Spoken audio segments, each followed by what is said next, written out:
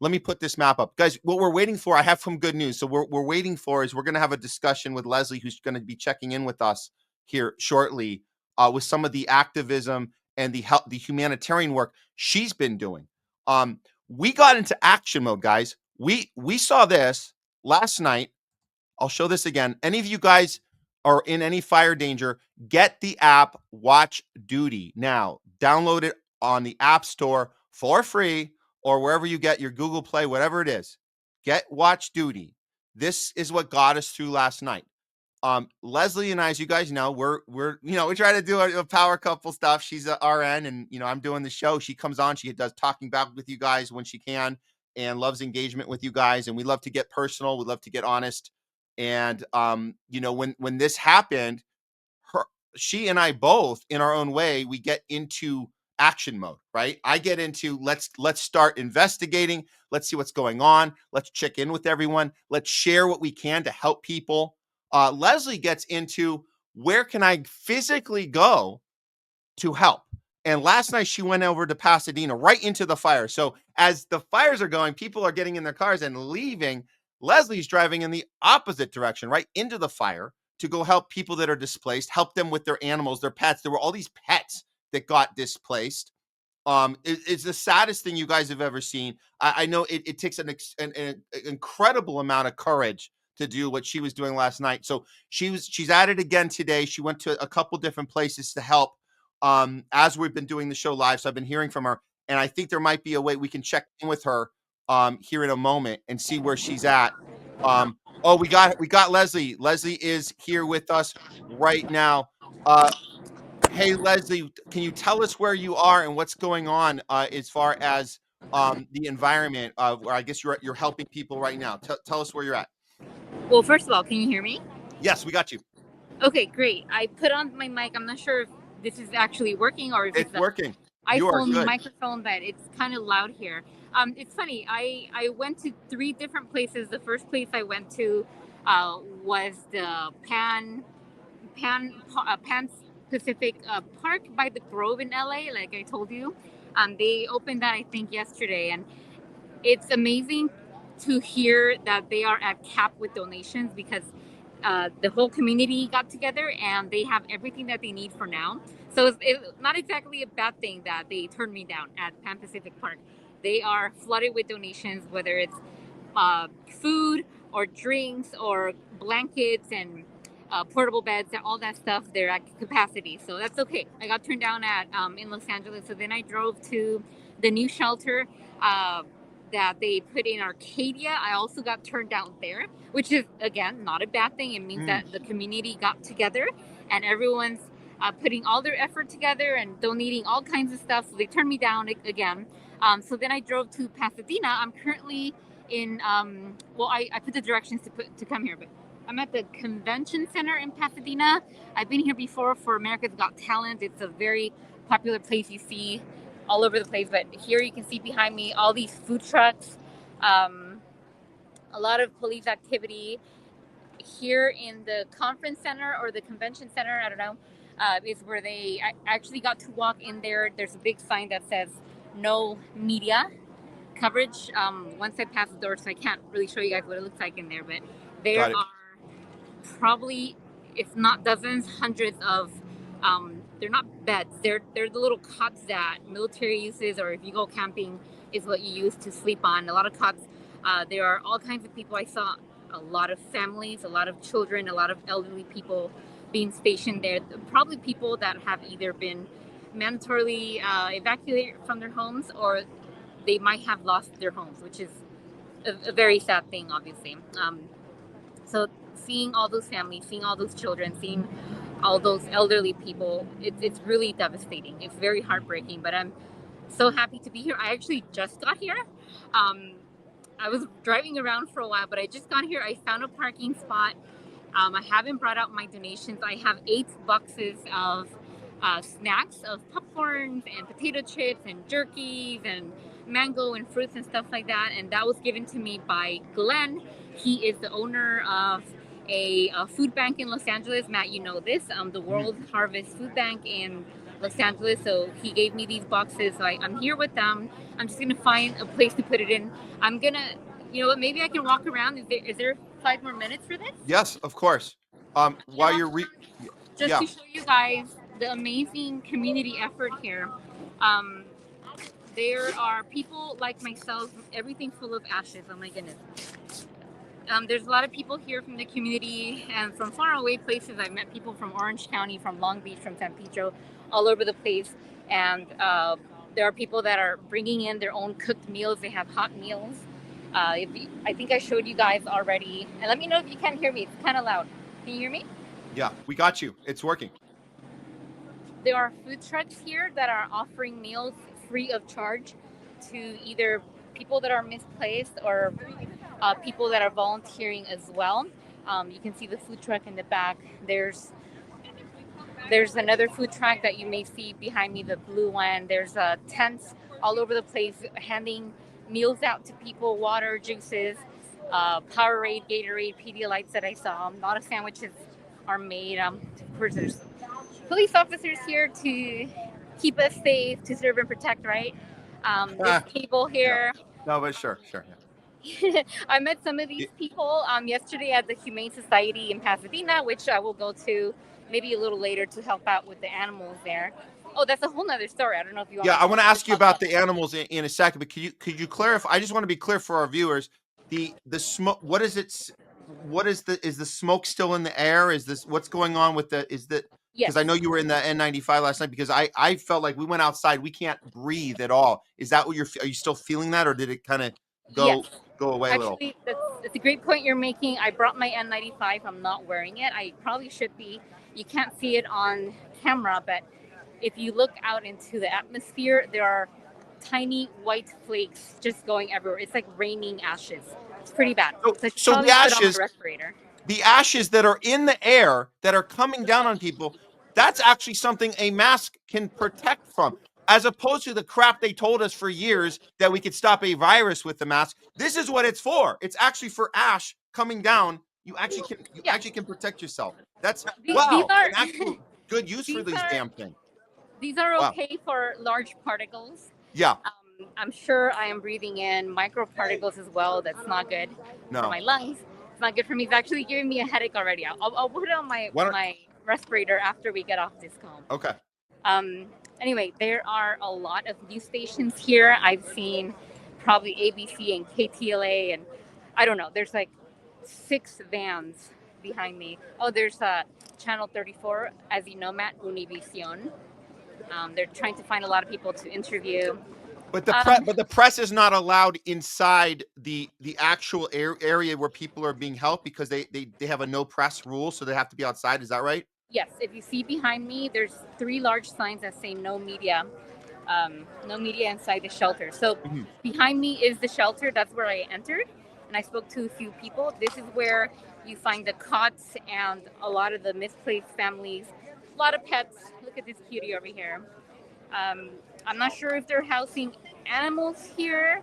They might be redirected to the Humane Society. That's why we had like 300 plus animals just yesterday. That's not counting after I left at 9 p.m. That's not counting at 10, at 1 a.m., 3 a.m., 5 a.m. All the people that had to evacuate. I'm sure we got hundreds of more animals overnight.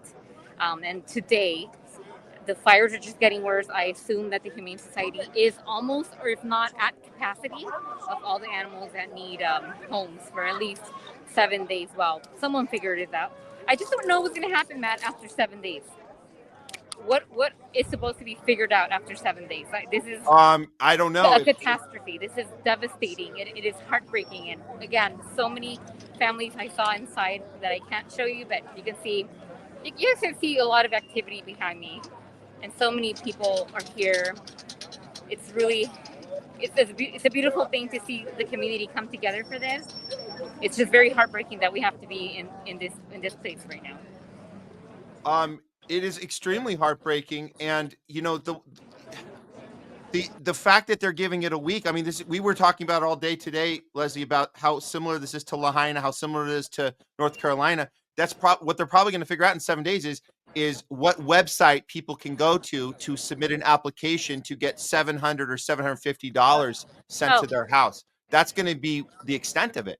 And when I say sent to their house, I mean to a friend or someone else, or a PO box, not their actual house, because that's gone, and there's not going to be any more mailed service. Not to mention they have to get on a laptop to get online to put the application. And we saw this happen in North Carolina just a few months ago. We saw this happen in Lahaina. So that might be the extent of what people are waiting for this week. I hate to be so pessimistic, but we've seen this over and over again. Does that no. sound like what people are going to be waiting for? Is there anything else of good news you think they're going to get in these 7 days?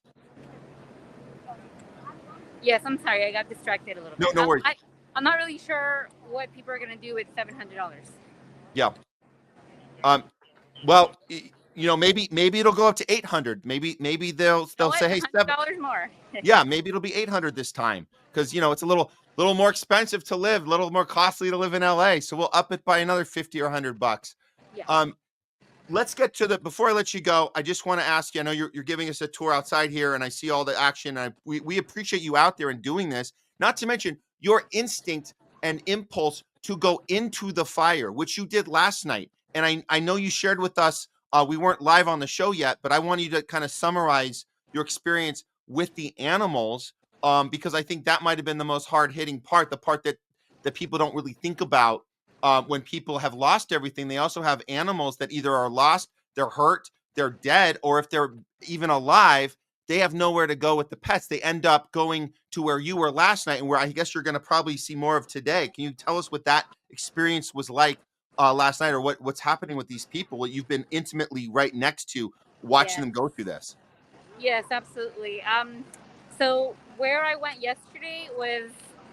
Can you still hear me? There's a lot of noise. Okay, good. Where I went yesterday was the Humane Society in Pasadena. I'm sure a lot of people have heard of the Humane Society, but it is actually a place. They have several places. One of them is in Pasadena. When I showed up, and Matt knows this, I showed up to try and grab a few animals so I can foster them. I thought I was going there. I told Matt I might come back with a dog or two or a cat. I don't know, but my purpose there was to donate my time, of course, but also to foster some animals. Now, what happened is I got there and I started working. I started working right away. I started helping with the intake of dogs, there are all kinds of people that brought in animals, whether it was their pets and they have to evacuate and they have nowhere to go, so they need their pets, in a safe place while they find somewhere to go, or they have to go to a family's house that can't take pets, or they have to go to a shelter that does not allow pets. So the Humane Society was there to house your pets temporarily. So I was helping with the process of registering the animals to their rightful owners and things like that. What also I saw a lot of is people found a lot of animals in the street. So they threw a blanket on them and grabbed them and brought them to the Humane Society. So a lot of these, I would say a big portion of what I saw, maybe 25% of the animals I helped with, were stray animals. And it's very heartbreaking. It's either people did not know what the heck to do with their animals, so they just left the doors open and said, good luck, I hope they survive, and they let the animals go. Or some people I'm sure were in a panic. I'm guessing some animals ran away because they're so horrified of what's going on around them. I don't know. But the point is, we had a lot of strays come in, a lot of French bulldogs. I'm not sure why. A lot of animals come in without a home. A lot of them were not microchipped, so they're just kind of going to stay at the Humane Society until they probably can find a foster parent for them. So again, we had a little over 300 animals just yesterday. So what the process was, the animals that were supposed to be fostered yesterday, 4 organizations came from San Diego, from Santa Barbara, from faraway places to grab all the animals that were being housed at the Humane Society to make space for those animals that need temporary housing for the people who are evacuated, or stray animals that were found. So that was what was happening yesterday. That's what I helped with. Thank you. Their advertising of free food is really awesome here. It's great community work that they're doing. Anyway, Matt, I forgot. I was in the middle of something. No. The donation. Yeah. So in social media, they posted that the Humane Society is receiving a lot of donations. So we had, God, I probably met 100, 150 families maybe that came to the Humane Society to donate. And I'm talking about tons and tons of pounds of dog food and cat food and guinea pig food and rabbit food, cat litter, cat beds, dog beds, hundreds of crates. I mean, the community, it was a beautiful thing witnessing how much support the animals have as well, because we all think about humans, right, and how to help people survive. A lot of people don't think about the dangers and the risks that our fur friends have, and Yeah. how much help they need, how many resources rescue places need. Yes, guinea pig food. We had all kinds of. Oh, we had a family that was misplaced that had to evacuate. They brought in 8 exotic birds, and we did not turn them away. We had another bird rescue come to the Humane Society to pick them up. 8 exotic birds. So we saw all kinds of exotic animals, not just dogs or cats. It was a beautiful thing. Someone came in with a rabbit that they found in the street, a cat. We had 3 firemen. I didn't talk about this last night because I was too affected by this, but we had 3 firemen, Matt, come in. They looked rough, like they were in the fires. They had some burns on their skin. They were very dirty. One of them had an eye injury. They found 2 dogs that they were okay. You could tell that the dogs went through a lot, but they brought in 2 dogs that they found, and so that just kept happening. People kept bringing in animals that they found, like in the neighborhoods, in the fires, full of smoke, and they were just in a really rough spot. It was really sad to see, and I'm really sad about all the animals that were not saved now. Yeah. All Yeah. the wildlife, all the deer, all the mountain lions, everything that animals, I don't know. I guess it's an instinct to kind of know where to run, but maybe not. I don't know. So I'm really sad and worried about all the wildlife that did not make it, or if they're injured, or it's really sad, really really sad. But I was really happy to be there. If anyone is in the LA area, the Humane Society could use volunteers. We had maybe 30, 40 people yesterday there helping. I was one of them. It was awesome to be there, and they probably will need a lot more help today and tomorrow and the days coming. At the Humane Society. Okay. They should, yeah. Guys, if you're listening to this, you're seeing this, and you're wanting to help, it's the Humane Society you can reach out to. What do you, how can they contact if they want to help and They get, are everywhere on social media. If you don't okay. have social media, they're online. Just Google Humane Society Pasadena. Humane Society On, Pasadena. Okay. yes, on social media, they post often. They post updates, pictures, and they're probably posting about the things they need right now. Okay. We had all kinds of donations yesterday. We didn't get a lot of cat litter, so we need that. This is kind of an interesting need, but they need dog and cat treats that have calming effects, like melatonin or something. Mm. All the animals yesterday were shivering. They were Oh, urinating on wow. themselves. They were horrified. It was such a sad thing. So maybe treats with melatonin and calming effects, that kind of stuff. But they're all over social media. It's great support that they're getting. Yeah. All right. Well, hey, thank you, Leslie, for checking in with us today. All the humanitarian work you're doing and the activism and your instinct to go into the fire when everyone else is their instinct is to leave. You go into it, and it just takes a lot of courage um, to be able to do what you're doing. We appreciate it, and inspiring others to do the same. If you're not in flight or fight mode, get in action mode, guys. That's what you got to do. Whatever that looks like. If it's not going physically where Leslie is, there's other ways you can show action. Like reach out to the Humane Society Pasadena. Do some sharing on social media of how other people can help if you can't get to it. Have conversations like we're having. That's just get into action mode. That's what we need, more of that. So thank you so much, Leslie. It's been quite a ride being here with you in LA and watching so many people suffering. We're all doing our best, keeping it together. We appreciate all your effort. Trying to stay positive, and I hope to see you home soon. Yeah, we can continue to helping people throughout the week and the weeks to come. Really, it's gonna I take hope so everything. too. Yeah. Absolutely. And just the last thing I'll say, the community effort in this devastating, happenings in Los Angeles is a beautiful thing. Again, I can't emphasize enough how many churches are here. Scientology is here. The Catholic Church, they're donating a lot of food and clothing and blankets. I mean, I think I see Altamed, which is an insurance company. Everything, everyone is here. The police department, fire department, all the Univision, KTLA, ABC. It's just in a time like this, it's a beautiful sight to have the community together. Thank you for having me. I know I spoke a lot. No, it was all useful information. Thank you so much, Leslie. We'll see you back here next time. Be safe, stay positive. Thank you guys. Okay. Be safe out there. Bye. Bye.